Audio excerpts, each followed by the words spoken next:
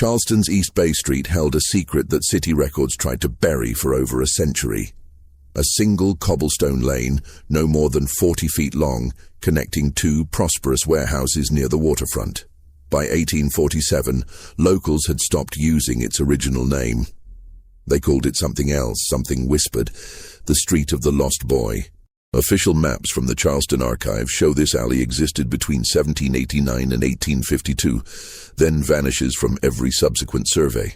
No explanation given, no demolition recorded. The city simply stopped acknowledging it existed. What happened on that narrow passage involved 23 people, a 7-year-old child, and a practice so disturbing that Charleston's elite families paid substantial sums to ensure certain ledgers never saw daylight. The boy's name was recorded only once, in a customs document that disappeared from the South Carolina Historical Society in 1923. Before we continue with the story of this forgotten street and the child who gave it its name, I need you to do something for me. Subscribe to this channel and hit that notification bell, because stories like this one, stories that were meant to stay hidden, need to be told. And leave a comment telling me what state or city you're listening from. I want to know where these forgotten histories are reaching. Now let's talk about what really happened on East Bay Street, and why Charleston spent 160 years pretending it never did. The story begins not with the boy, but with the men who built their fortunes on that street. Charleston in 1847 stood as the wealthiest city in the American South. Its port processed more rice, cotton, and indigo than any harbor below Baltimore. The waterfront stretched for miles, a maze of warehouses, auction houses, and counting rooms where fortunes changed hands daily. East Bay Street ran parallel to the Cooper River, lined with 3-story brick buildings that housed some of the most profitable businesses in the state. Among these establishments, 2 stood prominently: the Vendu House, owned by Harold Gadsden, and the Maritime Storage Company, operated by the Pinckney family. Between these buildings ran a service alley, barely wide enough for 2 men to pass shoulder to shoulder. The alley had no official name on city maps. Workers called it the Back Passage. It connected the rear entrances of both properties and served as a private thoroughfare for moving goods between the warehouses and the docks. Harold Gadsden came from old Charleston money. His grandfather had signed the state constitution. His father owned 17,000 acres of rice plantations in the Low Country. Harold himself preferred the mercantile trade to farming. He'd purchased the Vendu House in 1839, transforming it into one of Charleston's most profitable auction sites. 3 times a week, crowds gathered in his showroom to bid on merchandise arriving from across the Atlantic and the Caribbean. The Pinckney family needed no introduction in Charleston society. Robert Pinckney ran the Maritime Storage Company with his 2 brothers, managing the warehouses that held goods in transit. Cotton bales waiting for shipment to Liverpool, barrels of sugar and molasses from Jamaica, rice from the surrounding plantations, furniture and manufactured goods from northern factories. The Pinckneys charged storage fees, insurance fees, and handling fees. By 1847, their operation generated over $40,000 annually. The 2 businesses shared more than a property line. They shared a system, a method of operation that existed in the shadows of Charleston's legitimate commerce. In the records that survived, this system had no name. In the whispered conversations of the waterfront, it was called special handling. Special handling involved merchandise that required discretion. Items that appeared in no customs log, no shipping manifest, no bill of sale. The Vendu House would receive notice of such merchandise through coded correspondence. The Maritime Storage Company would provide temporary accommodation in its secured spaces.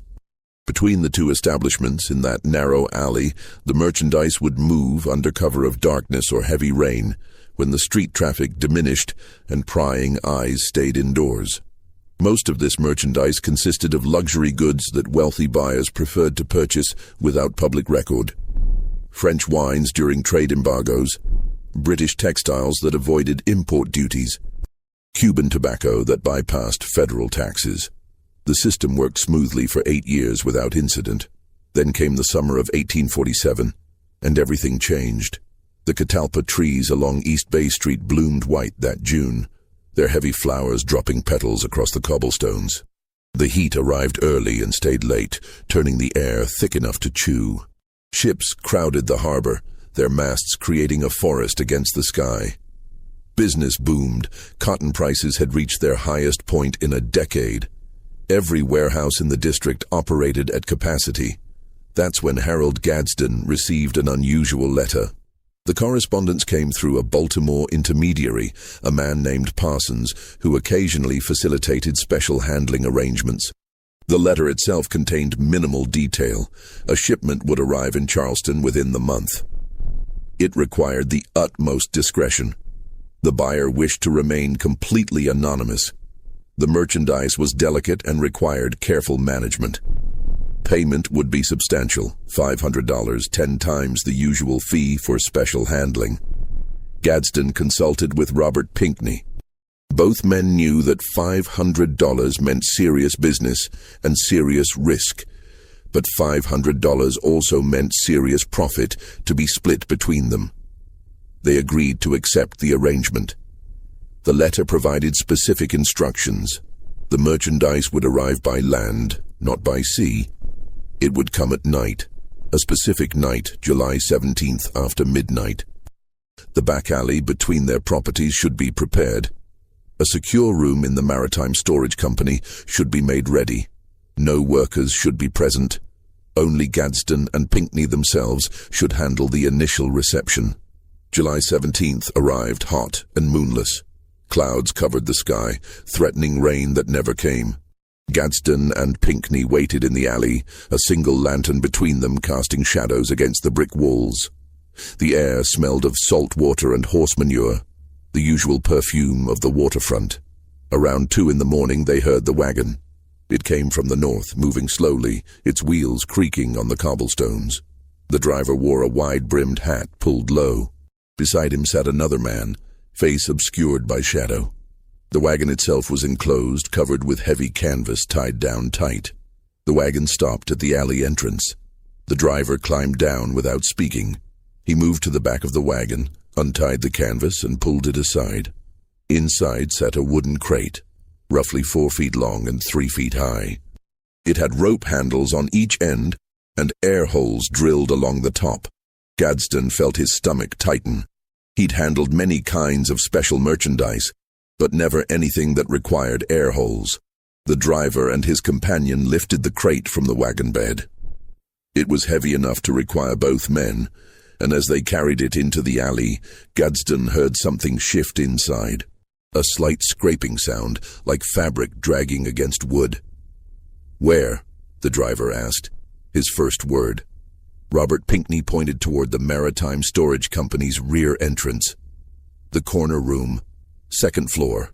The 2 men carried the crate through the door, up a narrow staircase, and into a small chamber that Pinckney had prepared. The room had a single barred window overlooking the alley, a table, a chair, and an oil lamp. Nothing else. They set the crate down carefully. The driver produced a key from his pocket and handed it to Gadsden. "The buyer arrives in 3 days," the driver said. "Nobody opens this before then. Nobody enters this room. You received your first payment?" Gadsden nodded. $250 had arrived by courier the previous week. The rest comes when the buyer takes delivery. The driver looked at both men carefully. "You don't know what's inside. You never knew what was inside. That's why you're being paid." Then both men left, the wagon rolling away into the darkness. Gadsden and Pinckney stood in the alley, listening as the sound faded. The morning heat was already building, even at this hour. "We should look," Pinckney said quietly. "We shouldn't," Gadsden replied. They stood in silence for a long moment. Then Gadsden locked the storage building's rear door and went home. He didn't sleep that night, or the next. Because from that corner room on the 2nd floor of the Maritime Storage Company, starting just before dawn on July 18th, came a sound that would haunt East Bay Street for the next 5 years. Crying. A child's crying. The workers arrived at the Maritime Storage Company at 6 that morning, as they did every morning. Within an hour, 3 separate men mentioned the sound to Robert Pinkney. "Sir, there's a child crying in the corner room." "Mr. Pinkney, sounds like someone's baby is upstairs. That crying's been going on for an hour now. Should someone check?" Pinkney dismissed each inquiry with the same response. A temporary storage situation, a family matter, nothing that concerned them. He ordered the room left alone, and the workers returned to their duties, though the crying continued throughout the day. By afternoon, people walking past the Maritime Storage Company on East Bay Street could hear it, a thin, high sound that seemed to seep through the brick walls. Several passers-by stopped, looking up at the barred window on the second floor, but the window was too high to see through and revealed nothing. The crying would stop for periods, an hour or two of silence, then resume. It had a quality that made people uncomfortable, not the angry crying of a tantrum or the sharp crying of pain, but something worse, a hopeless, exhausted sound. The crying of someone who'd given up on being heard. Harold Gadsden came to the storage company that evening. He and Pinkney stood in the alley, looking up at that barred window. "We can't have this continue," Gadsden said. "People are noticing." "What do you suggest?" Pinkney asked. "We were paid to keep the merchandise secure until the buyer arrives. That's 2 more days." "That's not merchandise in there, Robert. That's a child." "We don't know that. We haven't looked." But they both knew. The crying made it obvious. "Who's the buyer?" Gadsden asked. "I don't know. Parsons arranged everything. The buyer wants complete anonymity." "For what purpose? What does someone need a child for that requires this kind of secrecy?" Pinkney didn't answer. But both men knew that in Charleston in 1847 there were several answers to that question, none of them pleasant. The domestic servant trade operated in a gray area of the law. Children could be purchased for household service, essentially a form of long-term indenture that bordered on outright ownership. The practice wasn't technically legal, but it wasn't technically illegal either, provided the right paperwork existed. Wealthy families who wanted servants that could be trained young, molded to their household's specific requirements, sometimes acquired children through discreet channels. But that transaction normally happened through established networks. Known brokers, documented sales. The level of secrecy surrounding this delivery suggested something else. Something that couldn't risk even minimal documentation. The crying continued through the night. Gadsden lay in his bed 3 blocks away and heard it in his mind, even though the actual sound couldn't carry that far. At 4 in the morning he rose, dressed, and walked through the empty streets to East Bay Street. The city slept around him. Gas lamps flickered at intersections. A dog barked somewhere in the distance. The air smelled like low tide, that peculiar marsh smell that Charleston wore like perfume. He let himself into the storage company through the rear door. The building creaked in the darkness, wood and brick settling in the cooling air. He climbed the stairs to the second floor, each step creaking under his weight.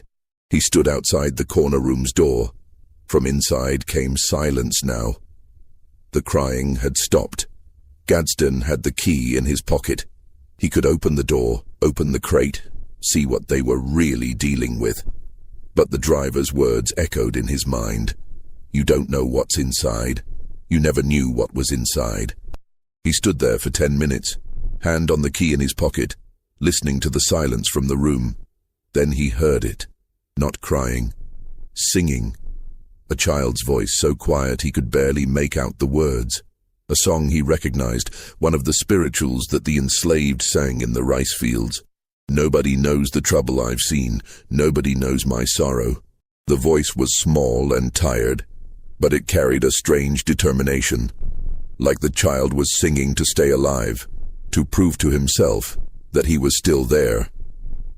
Gadsden backed away from the door. He descended the stairs and left the building without opening that room. The next day, July 19th, brought more problems.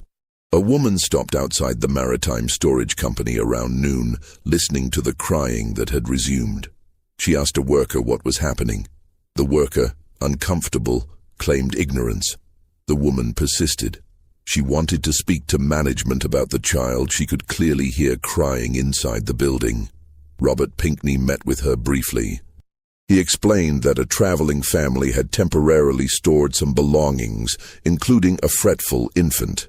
The situation was temporary and under control. The woman looked skeptical but left. However, word was spreading through the neighborhood.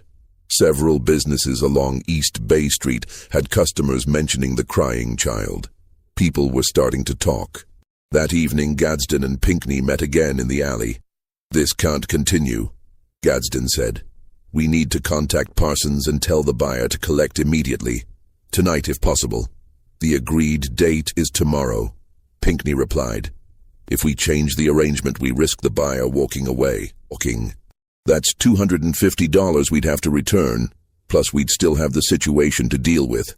"The situation is a child locked in a crate, Robert. We need to end this now." "One more day, 24 hours. The buyer arrives tomorrow night, July 20th. The transaction completes and this ends." Gadsden wanted to argue but couldn't find solid ground. They'd accepted the money. They'd agreed to the terms. Breaking those terms now would mean returning payment they'd already spent and potentially ending their special handling business entirely. Word would spread that they couldn't be trusted to maintain discretion. So they waited. July 20th arrived with thunderstorms. Rain hammered Charleston throughout the afternoon, turning streets into rivers and driving everyone indoors. The maritime storage company's workers left early, eager to get home before the worst of the weather arrived. By 6 o'clock, the building stood empty except for Gadsden and Pinckney. They'd received word that the buyer would arrive at 8. 2 more hours.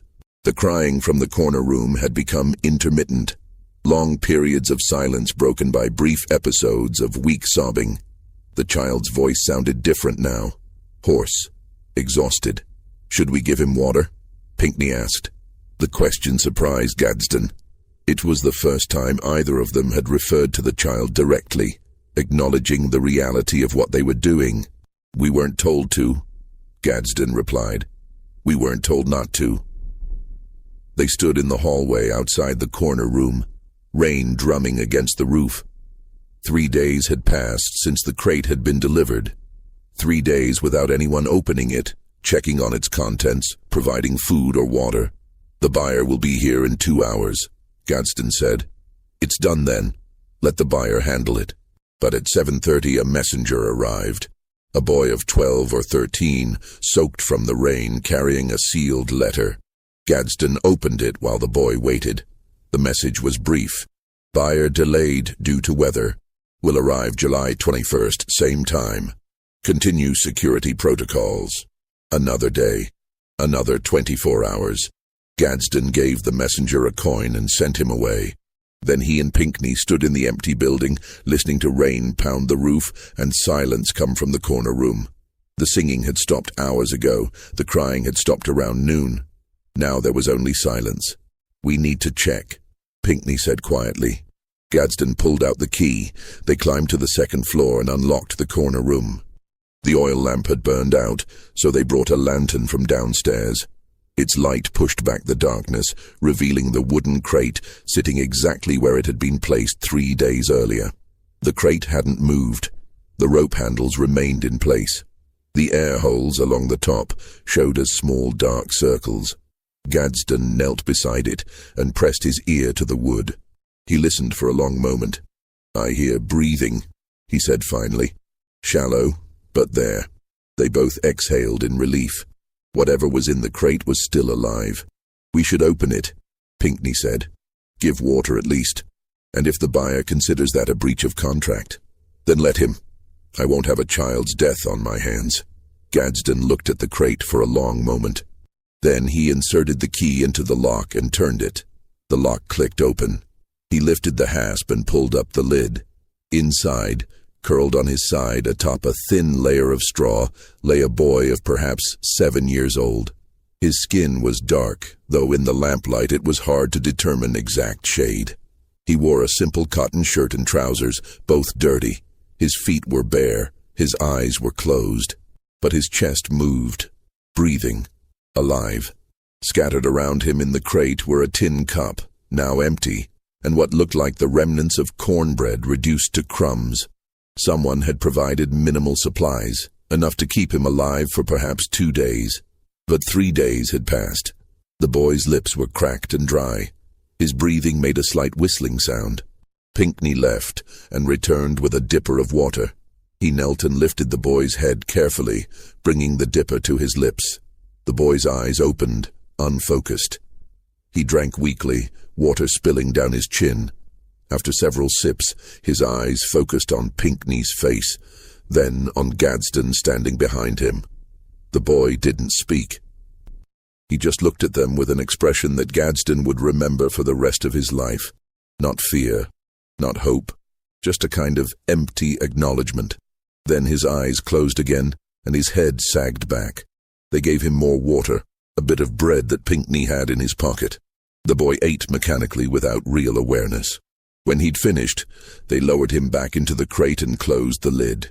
Neither man spoke as they left the room and locked the door. They waited in the main warehouse office, listening to rain batter the windows. Around midnight, they both left for their homes, agreeing to return in the morning before the workers arrived. But when Gadsden reached his house on Trad Street, he couldn't enter. He stood on his own doorstep in the rain, key in hand, unable to turn the lock.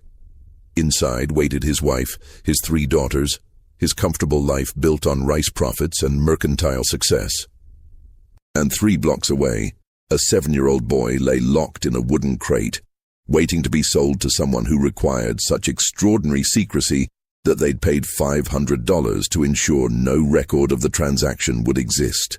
Gadsden walked through the rain back to East Bay Street.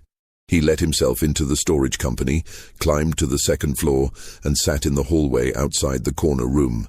He sat there until dawn, listening to the rain and the silence from behind the door, trying to understand how a successful Charleston merchant had become a jailer of children.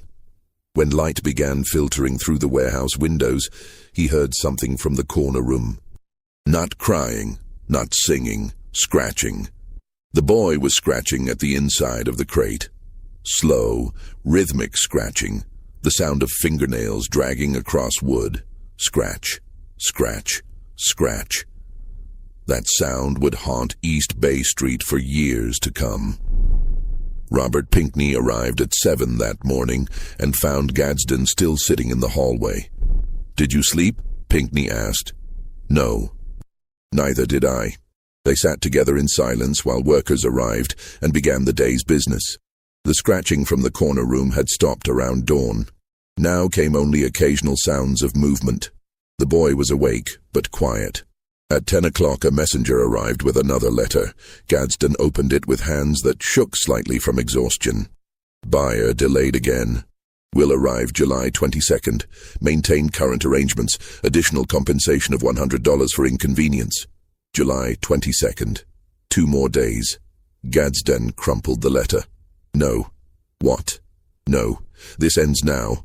We return the money, we contact Parsons, and we end this arrangement. Harold, think clearly.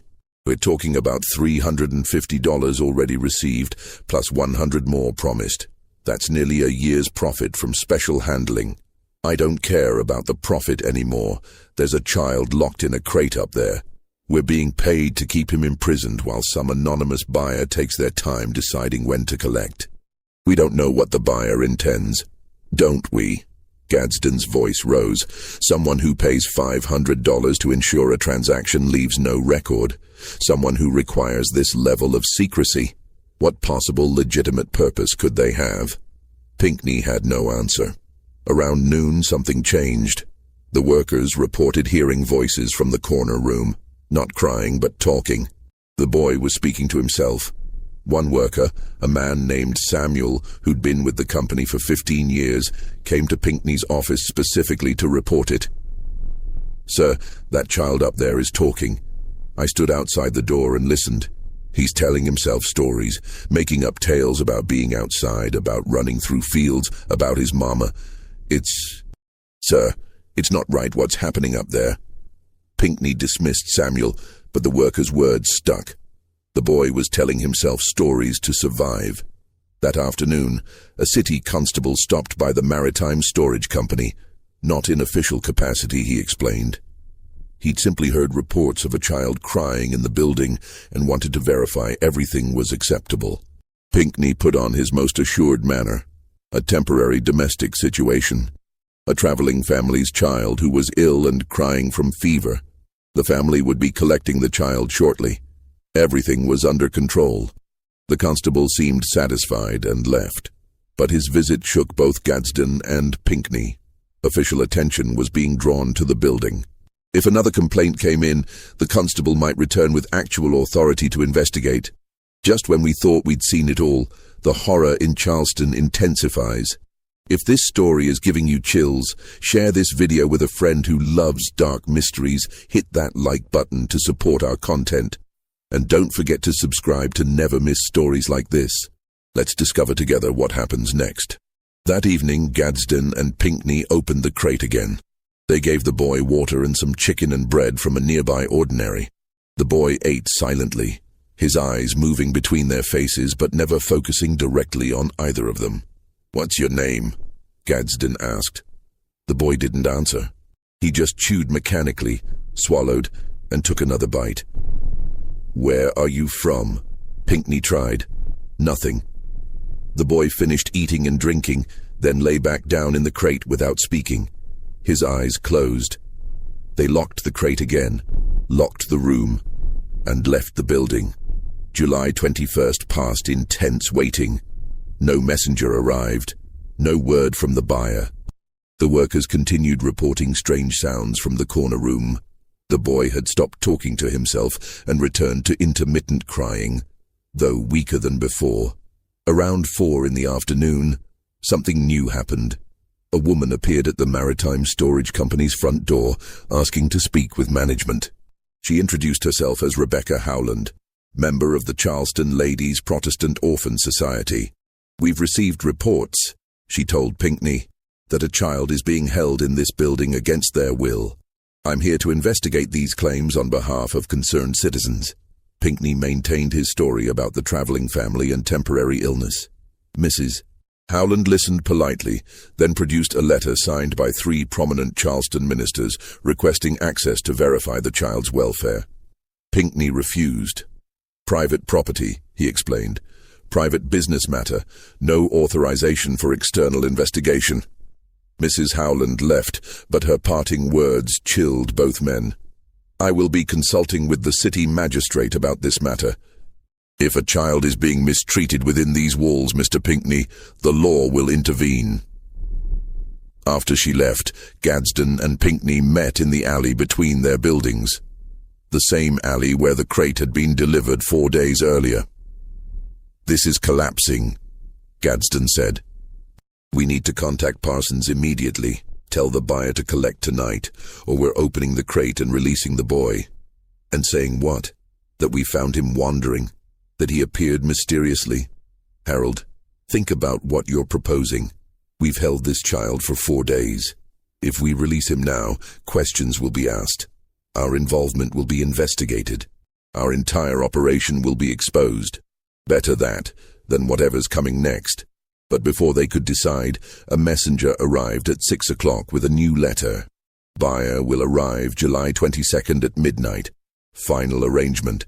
Payment of remaining $250 plus $100 bonus will be delivered upon completion." Midnight tomorrow. One more day. They went home, both men feeling the weight of their situation. They'd entered into this arrangement thinking it was just another special handling job.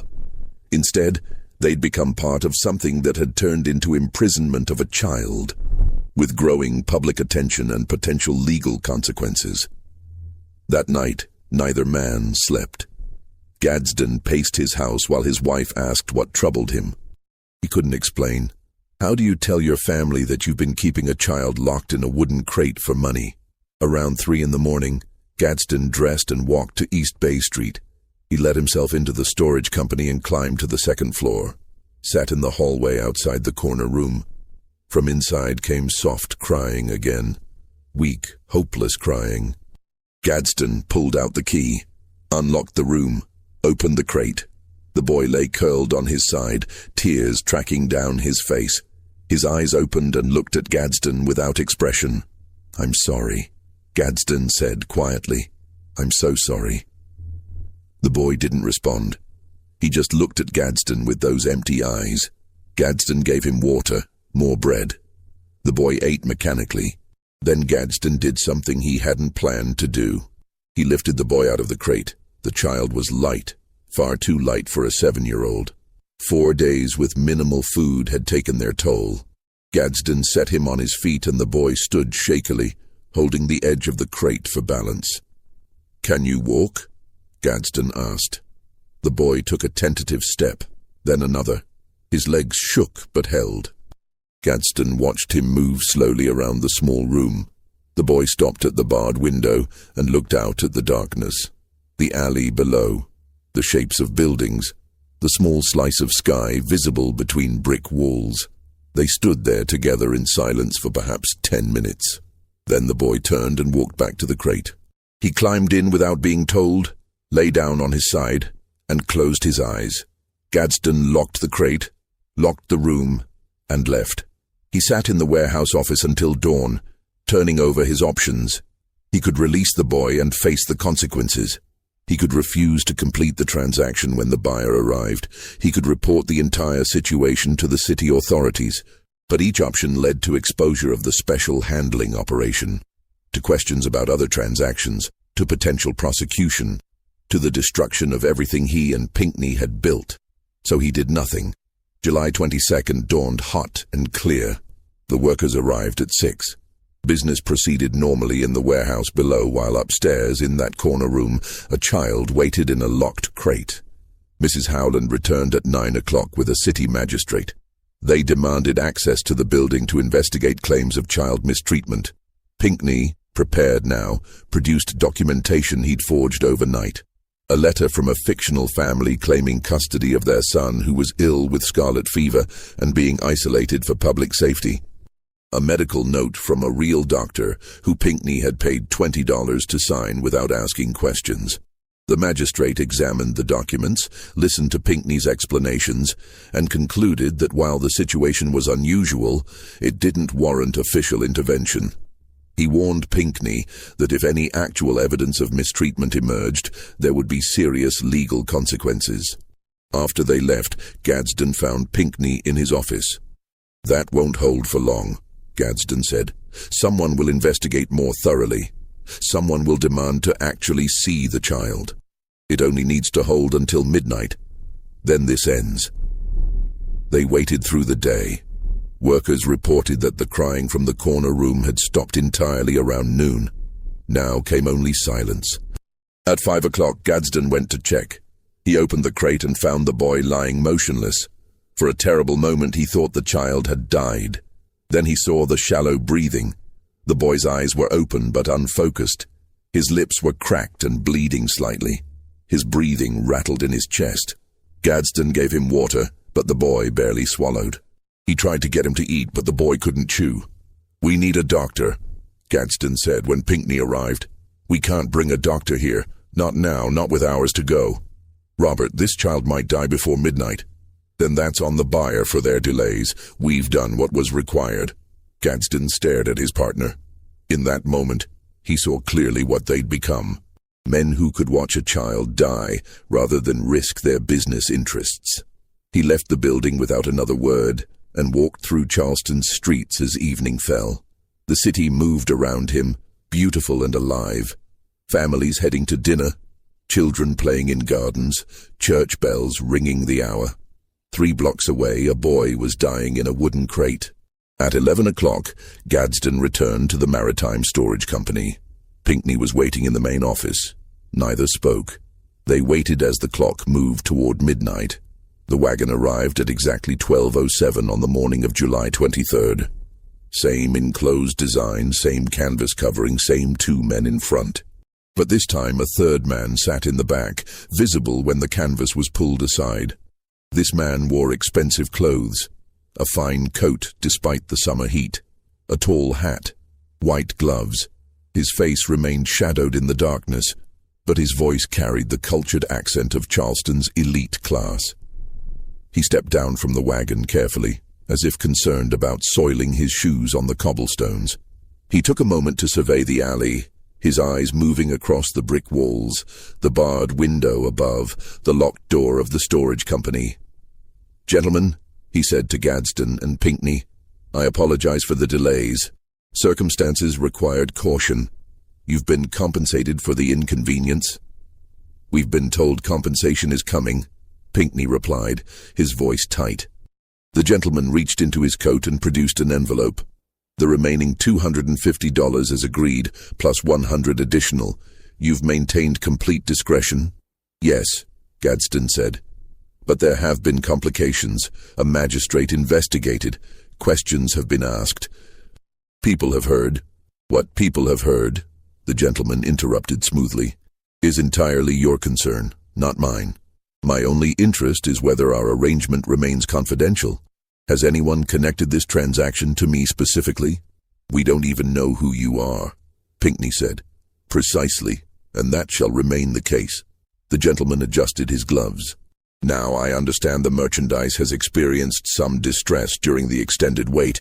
This is regrettable but not unexpected given the circumstances." Gadsden felt anger rising in his chest. "The boy has been locked in a crate for 5 days. His condition has deteriorated significantly. He's barely conscious. He needs medical attention." The gentleman's expression didn't change. "The boy will receive whatever attention I deem appropriate once the transaction is complete." "Where is he now?" "Upstairs. Corner room. But I need to tell you something, Mr. Gadsden." The gentleman's voice remained calm, but carried an edge now. "I entered into this arrangement with clear terms. You agreed to those terms for substantial payment. The delays were unfortunate but necessary. Your compensation has been adjusted accordingly. What I do not require is your commentary on the merchandise's condition or your assessment of what it needs. I require you to fulfill your contractual obligation. Now please retrieve what I've purchased." The 2 wagon men had moved to positions flanking the gentleman. Neither spoke, but their presence created an implied threat that needed no words. Gadsden and Pinckney exchanged glances. Then they turned and entered the storage company, climbing the stairs in silence. The building felt different at midnight. The familiar creaks and settling sounds seemed amplified in the darkness. Their lamplight cast long shadows on the walls. They reached the corner room and Gadsden unlocked the door. The room still smelled of confinement, of human suffering compressed into a small space. Pinckney unlocked the crate while Gadsden held the lamp. The lock clicked open. The lid lifted. The boy lay curled on his side, eyes half open but unfocused. His breathing made a wet, rattling sound. When Gadsden reached in to lift him, the child's skin felt hot to the touch. Fever had set in. "He's burning up," Gadsden said quietly. "I know." They lifted the boy as gently as possible. He weighed almost nothing, his body limp in their arms, his head lolled against Gadsden's shoulder. As they carried him toward the door, the boy's eyes opened slightly wider. For just a moment, he seemed to focus on Gadsden's face. His cracked lips moved, but no sound came out. "What is it?" Gadsden whispered. The boy's lips moved again. This time Gadsden heard it. A single word, so quiet, it was almost nothing. "Mama." Then his eyes closed again and his head sagged back. They carried him downstairs and into the alley. The gentleman waited, standing in a shaft of moonlight that had broken through the clouds. Behind him, the wagon sat with its canvas cover pulled back, revealing the empty bed. The gentleman examined the boy by lamplight, his face showing no emotion. He lifted the child's chin with one gloved hand, checked his eyes by pulling back the lids, examined his teeth, his hands, his arms. "You said he was 7?" the gentleman asked. "That was our understanding," Pinckney replied. "He's small for 7, malnourished before you received him, I'd wager. The fever is unfortunate but manageable. How long since he's had water?" "We gave him water this evening," Gadsden said, "around 7 o'clock. "And food?" "He couldn't eat. He tried but couldn't swallow properly." The gentleman nodded slowly, still examining the boy with the detached interest of someone inspecting a horse at auction. The respiratory distress is concerning. Did he have this rattling before tonight? It started yesterday afternoon. I see. The gentleman released the boy's chin and stepped back. Well, he'll receive proper attention soon enough. I have arrangements in place. He gestured to the two wagon men. They moved forward, and one of them produced a large canvas bag from the wagon bed. It was the kind used for mail or grain. Heavy canvas with a drawstring top. They opened it and began to place the boy inside, feet first. "Wait," Gadsden said. "What are you doing?" "Continuing our discreet transportation," the gentleman replied calmly. "Surely you didn't expect me to parade him through Charleston streets in his current condition. That would raise questions neither of us want asked. He can't breathe properly already. Putting him in that bag will suffocate him. The journey is short, Mr. Gadsden, less than a mile. The bag has adequate ventilation." The gentleman gestured to small holes punched in the canvas. "You see? I've taken appropriate precautions." The wagon men continued placing the boy in the bag. The child's body folded into the canvas sack, his knees drawn up, his head tilted at an angle. They pulled the drawstring, leaving only a small opening at the top. The bag moved slightly. The boy was trying to shift position inside it, attempting to find a way to breathe more easily. Something inside Gadsden broke. 5 days of complicity, of choosing profit over principle, of watching a child suffer while telling himself it wasn't his responsibility, all of it crystallized in that moment into a clarity he couldn't ignore. "No," he said. "No, this ends now." The gentleman turned to him slowly. "Excuse me? You're not taking him like this. If you want him, you transport him properly, openly, or you don't take him at all." The alley went very quiet. Even the distant sounds of the city seemed to fade. "Mr. Gadsden," the gentleman said, his voice still calm but carrying a new coldness. "I believe you're forgetting our arrangement. I've paid you $450 for a specific service. You have accepted that payment. You will now provide that service. The arrangement is over. You're 3 days late. The boy is in critical condition because of those delays. I'm ending this transaction. Take your money back." Gadsden pulled the envelope from his pocket and held it out. "Here, take it and leave. We'll care for the boy and find his family." The gentleman didn't take the envelope. He simply looked at Gadsden with eyes that held no warmth whatsoever. "You'll care for the boy?" he asked quietly. "You, who've kept him locked in a wooden crate for 5 days? You, who've watched him deteriorate without summoning medical help? You, who've accepted significant payment to facilitate his transfer? You believe you have moral authority here? I don't claim moral authority. I'm claiming basic human decency, something I should have claimed 5 days ago. How admirable. A sudden attack of conscience." The gentleman's voice dripped with contempt. "Tell me, Mr. Gadsden, when exactly did this conscience emerge? When you first locked him in that crate? When you heard him crying for 3 days straight? When you fed him barely enough to keep him alive? Or just now, when you realized you might face consequences?" Gadsden had no answer. The gentleman's words cut because they were true. "I thought not." The gentleman adjusted his gloves again. "Let me make something very clear to both of you. This transaction will complete as agreed. You will receive your payment. The merchandise will transfer to my custody. And you will both return to your lives with no further involvement. Those are the only acceptable outcomes of this evening. And if we refuse?" Pinckney asked quietly. He'd been silent until now, but something in the gentleman's tone had triggered his own resistance. "If you refuse," the gentleman said, still in that calm, cold voice, "then I'll be forced to pursue alternative methods of resolution. Methods that would be unfortunate for everyone involved." What happened next occurred in seconds, but felt like hours. The gentleman made a slight gesture with his hand, barely a movement at all. One of the wagon men reached into his coat and pulled out a pistol, a percussion cap revolver, expensive and well-maintained. He held it loosely at his side, not quite pointing it at anyone, but making its presence unmistakably clear. "I don't make threats lightly, gentlemen," the gentleman said, "nor do I make them often. But I will make them when necessary to protect my interests and my privacy. You've been well compensated for your services. You will complete those services. The alternative is that certain information about your special handling business becomes known to Charleston authorities, information that would be quite damaging, I imagine." Gadsden felt his blood run cold. "You've been investigating us? I make it my business to know who I'm conducting business with. Your special handling operation has been quite profitable over the years, hasn't it? Luxury goods avoiding import duties, British textiles during trade restrictions, Cuban tobacco bypassing federal taxes, all sorts of interesting merchandise moving through that alley between your buildings. I wonder what the customs office would make of detailed records covering 8 years of such transactions." "You're bluffing," Pinckney said, but his voice wavered. "Am I? Would you like to test that theory?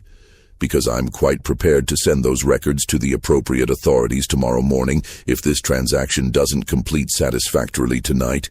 The silence stretched. Gadsden looked at the canvas bag containing the boy. It had stopped moving. Either the child had found a position where he could breathe, or he'd lost consciousness. "There's another option," Gadsden said slowly. "We complete the transaction. You take the boy, but you tell us where you're taking him. You give us some assurance that he'll receive proper care." The gentleman smiled, but it held no humor. "You want assurance? Very well. I assure you that the boy will receive exactly the care I deem appropriate for my purposes. Will that suffice?" "What purposes?" Pinckney asked. "What do you want him for?" "That, Mr. Pinckney, is entirely none of your concern. You were hired to facilitate a transfer, not to question the buyer's intentions. Now, are we going to complete this transaction, or shall I make some unfortunate correspondence in the morning?" Gadsden looked at Pinckney. His partner's face had gone pale. They both knew they had no real choice. The gentleman held all the leverage. Their special handling business, if exposed, would mean prosecution, imprisonment, financial ruin. Their families would be destroyed. "One condition," Gadsden said quietly. "We open the bag before you leave. We verify he's still breathing." The gentleman considered this for a moment, then nodded. "Acceptable, provided you do so quickly." One of the wagon men loosened the drawstring and pulled open the top of the canvas bag. Inside, the boy lay motionless, his face visible in the lamplight. His eyes were closed. His chest moved barely, with shallow breaths. But he was alive. The wagon man closed the bag again and lifted it. The gentleman himself took it from him, surprisingly strong despite his refined appearance. He carried the bag to the wagon and placed it carefully in the bed, positioning it so the ventilation holes aligned with the gaps in the wooden slats. Then he turned back to Gadsden and Pinckney. "Get back inside," he said quietly. "Both of you. Close the door. Wait 10 minutes before emerging. If you come out sooner, or if you speak about this evening to anyone, ever, there will be consequences. Consequences that extend beyond legal troubles. Do I make myself absolutely clear?" Gadsden looked at the pistol still visible in the wagon man's hand. He looked at the gentleman's cold eyes. He looked at the canvas bag in the wagon bed, now completely still. "Do I make myself clear?" The gentleman repeated. "Yes," Gadsden whispered. "Mr. Pinckney?" "Yes," Pinckney said, his voice barely audible. "Excellent. This transaction is now complete. You've fulfilled your obligation. I've fulfilled mine. Our business is concluded. Neither of us shall speak of it again." The gentleman climbed into the wagon bed and sat beside the canvas bag. He placed one gloved hand on it, possessive. Then he looked down at Gadsden and Pinckney one final time. "Gentlemen, I suggest you carefully consider how you conduct your special handling business going forward. The world is changing. The things we could do quietly 10 years ago are becoming harder to conceal. Eventually, Charleston's shadows won't be deep enough to hide everything. Remember that." He gestured to the driver. The wagon man with the pistol climbed into the front seat, while the other moved to the rear. The driver snapped the reins. The wagon rolled forward slowly, its wheels creaking on the cobblestones. It moved down the alley toward East Bay Street, the canvas bag visible in the back until darkness swallowed it completely. Gadsden and Pinckney stood frozen, watching it disappear. The sound of the wheels faded. Then came only the night sounds of Charleston. Distant voices, a dog barking, the lapping of water against the docks. They stood there for exactly 10 minutes, neither speaking. When the time had passed, they emerged into the alley. Nothing remained but wheel tracks in the dust and the envelope of money sitting on a crate near the door, where Gadsden had dropped it during the confrontation. Pinckney picked up the envelope and opened it. He counted the money in the lamplight, $350, all there. Blood money, Gadsden said quietly. It's just money, Pinckney replied. But his hands shook as he divided it into 2 stacks. They stood in the alley between their buildings. The same alley where 6 days earlier a wooden crate had been delivered. The same alley where they'd heard a child crying, singing, scratching at wood. The same alley where they'd made a choice to value profit over principle. What have we done? Gadsden asked. Pinckney had no answer. They never saw the boy again. The wagon, the gentleman, the child, all vanished into Charleston's night and left no trace in any official record. But the effects of that July night rippled outward in ways neither man anticipated. The next morning, Gadsden and Pinckney met in the alley between their buildings at dawn, before any workers arrived. They spoke in whispers, though no one was there to overhear. We can't continue the special handling business, Gadsden said. Not after this. I know. We have to dismantle it completely. No more discrete transactions. Nothing that can connect us to what happened. Pinckney nodded slowly. I've already burned the correspondence from Parsons. All of it. Every letter, every coded message, every record of special handling over the past 8 years. The ashes are at the bottom of the harbor. The money? Divided it last night after you left. $350 each. Pinckney's voice was flat, emotionless.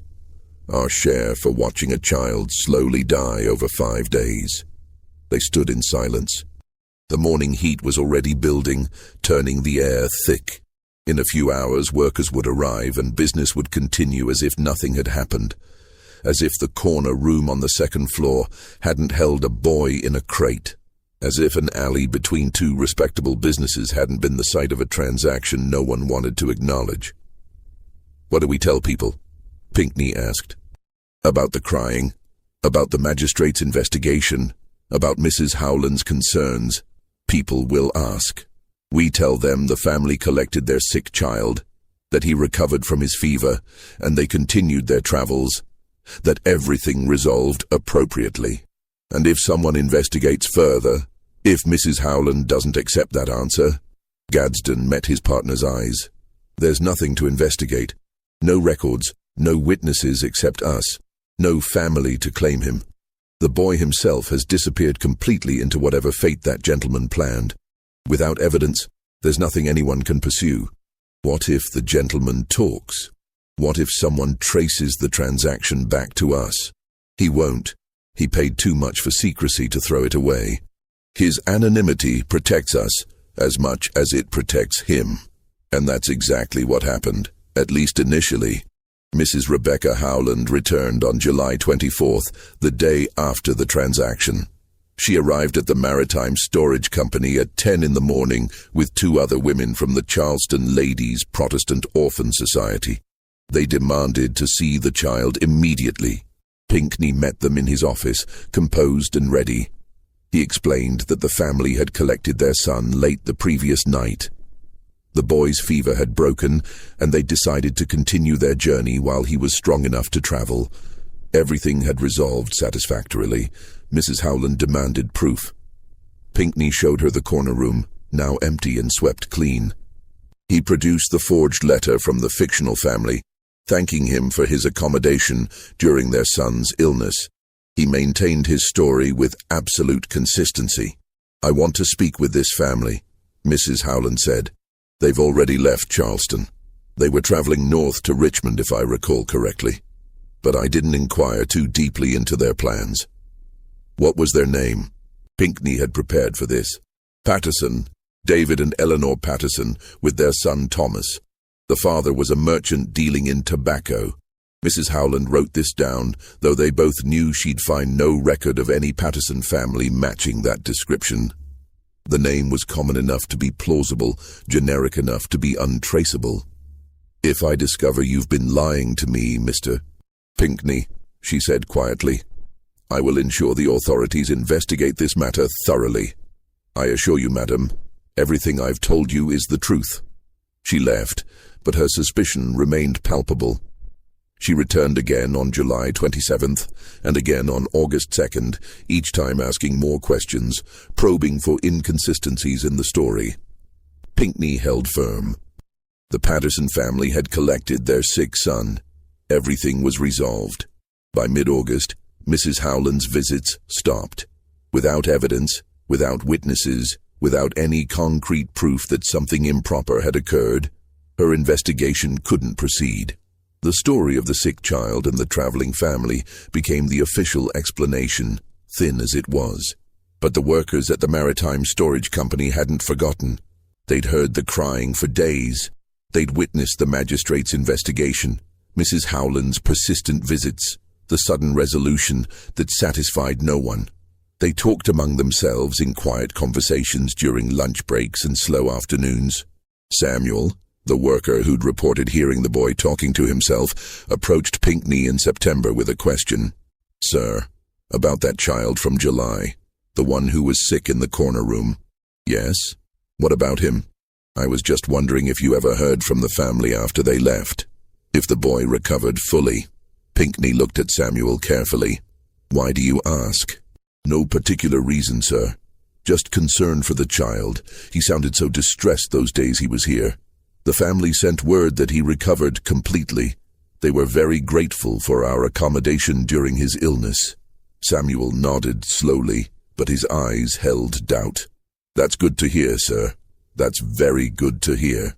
He returned to his work, but the conversation left Pinckney unsettled. The workers knew something was wrong. They might not know what exactly, but they knew the official story didn't match what they'd witnessed. By October, something else began to happen. Workers started avoiding the corner room. When storage assignments required its use, men would volunteer for other locations instead. Those who did use it reported an uncomfortable feeling, a sense of unease they couldn't articulate. "It just feels wrong in there," one worker told Pinckney, "like something bad happened." Pinckney stopped assigning the room for storage. It sat empty and locked, a small chamber on the second floor that everyone quietly agreed to pretend didn't exist. The alley between the two buildings developed a similar reputation. Workers began to avoid it after dark.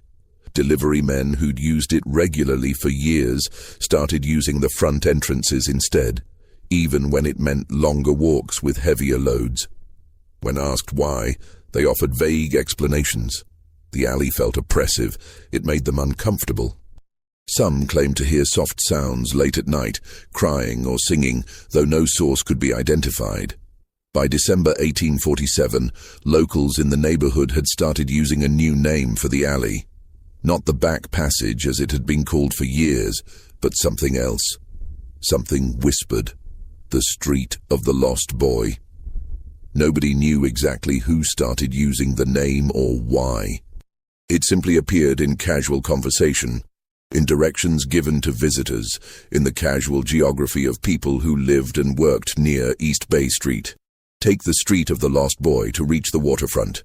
The delivery entrance is just off the Street of the Lost Boy. Don't walk through the Street of the Lost Boy after dark. The name spread like fog, creeping through conversations until it became common usage. By early 1848, even people who didn't know the alley's history were calling it by that name. City officials noticed. In March 1848, a city clerk noted in his records that an unnamed alley between properties on East Bay Street had acquired an unfortunate informal designation that reflected poorly on the neighborhood. He recommended the city formally name the alley to override the local usage.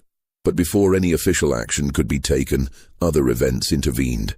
Harold Gadsden stopped coming to the Vendew house in January 1848. His employees noticed his absence first. Meetings missed, decisions delayed, important auctions managed by subordinates. When questioned, Gadsden claimed illness. A persistent fever, he said. Nothing serious, just requiring rest. But his wife knew different. Gadsden had developed severe insomnia. He would lie in bed for hours, staring at the ceiling, then rise in the middle of the night and walk through their house. Sometimes she found him standing at windows, looking out into darkness. Sometimes he sat in his study with no lamp lit, just sitting in the dark. When she asked what troubled him, he couldn't explain, or wouldn't. "I keep hearing something," he told her once, late at night when exhaustion had loosened his tongue. "A sound I can't locate, like crying, but distant, like it's coming from far away and very close at the same time." She heard nothing. Nobody heard anything except Gadsden. By March, he'd stopped going to the Vendew house entirely. He claimed he was selling the business, that he'd received a lucrative offer and decided to accept it. The truth was simpler. He couldn't walk past the maritime storage company anymore. Couldn't look at that alley. Couldn't pass the place where a wagon had rolled away into darkness, carrying a canvas bag that had stopped moving. He sold the Vendew house in April 1848 for less than its value, eager to complete the transaction quickly. In June, he moved his family to Columbia, claiming better opportunities in the state capital. They left Charleston on a humid morning when the catalpas were blooming white again, exactly 1 year after the wooden crate had been delivered. Gadsden never returned to Charleston. According to letters his wife wrote to friends and family, letters preserved in the South Carolina Historical Society's archives, he never slept properly again.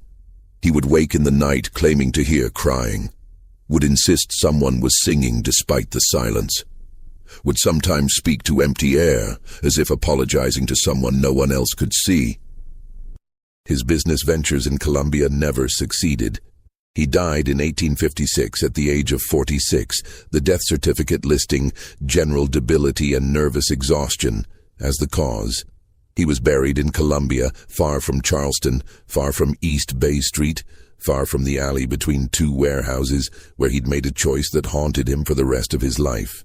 Robert Pinckney continued operating the Maritime Storage Company, but something had changed in him too. His brothers noticed it first.